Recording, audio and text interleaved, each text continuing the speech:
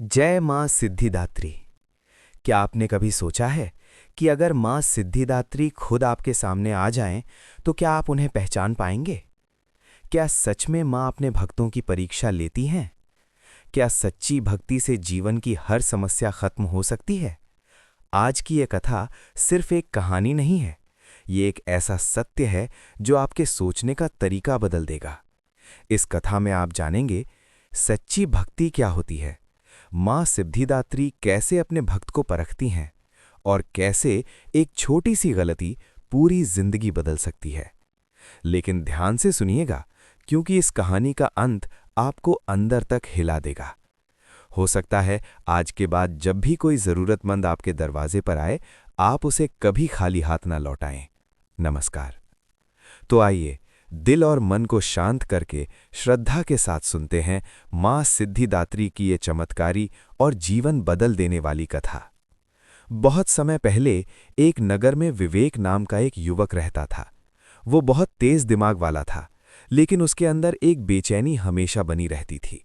वो चाहता था जल्दी सफलता, ज्यादा पैसा, लोगों में नाम, लेकिन चाहे वो कितना भी प्रयास करता, हर बार कुछ ना कुछ कमी रह जाती। धीरे धीरे उसका स्वभाव बदलने लगा। वो चिड़चिड़ा हो गया, छोटी छोटी बातों पर गुस्सा करने लगा और दूसरों की सफलता देखकर जलने लगा। उसकी माँ रोज कहती, बेटा मन को शांत रख और माँ की भक्ति कर। लेकिन विवेक कहता, माँ पूजा से कुछ नहीं होता, मुझे मेहनत से सब मिलेगा एक दिन। एक दिन वो बहुत निराश होकर शहर के बाहर एक पुराने मंदिर में गया। वहां एक साधु बैठे थे। साधु ने उसकी आंखों में झांक कर कहा, तू बहुत कुछ पाना चाहता है, लेकिन खुद को खो रहा है। विवेक चौंक गया, आपको कैसे पता? साधु मुस्कुराए, तेरे चेहरे पर साफ लिखा है। विवेक ने कहा, मुझे सफलता चाहिए, कोई उपाय बताइए। साधु ने कहा, नवरात्रि आ रही है, 9 दिन तक मां सिद्धिदात्री की सच्चे मन से साधना कर। विवेक ने थोड़ी हिचकिचाहट के बाद हामी भर दी। नवरात्रि शुरू हो गई। पहले दिन विवेक ने पूरे उत्साह से पूजा की। दूसरे दिन भी उसने नियम निभाए, लेकिन तीसरे दिन उसका मन भटकने लगा। ये सब करने से क्या फायदा? फिर उसे साधु की बात याद आई, अगर भक्ति सच्ची होगी तो सब मिलेगा। उसने खुद को संभाला और साधना जारी रखी। जैसे जैसे दिन बीतते गए, उसके अंदर कुछ बदलने लगा। उसका गुस्सा कम होने लगा, मन शांत रहने लगा, सोच साफ होने लगी। अब वो पहले जैसा अधीर नहीं था। 9वां दिन आया। विवेक ध्यान में बैठा था। अचानक चारों ओर एक तेज प्रकाश फैल गया। उसने आंखें खोलीं और उसके सामने एक दिव्य स्वरूप प्रकट हुआ। वो थी मां सिद्धिदात्री। विवेक ने जैसे ही उस दिव्य स्वरूप को देखा, उसका पूरा शरीर कांपने लगा।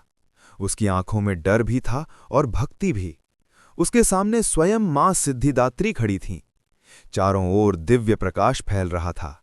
ऐसा लग रहा था जैसे समय रुक गया हो। विवेक धीरे धीरे घुटनों के बल बैठ गया और हाथ जोड़कर बोला, मां, क्या सच में आप मेरे सामने हैं? मां ने अत्यंत शांत और मधुर स्वर में कहा, हाँ पुत्र, तेरी सच्ची साधना ने मुझे यहां आने के लिए विवश कर दिया। ये सुनते ही विवेक की आंखों से आंसू बहने लगे। विवेक ने रोते हुए कहा, मां, मैंने जीवन भर सिर्फ सफलता के पीछे भागा।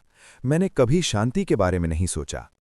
मैं हमेशा जल्दी में रहा, अधीर रहा, और जब मुझे सफलता नहीं मिली तो मैंने दूसरों को दोष दिया। उसकी आवाज भारी हो गई। मां, क्या मैं गलत था? मां सिद्धिदात्री मुस्कुराईं।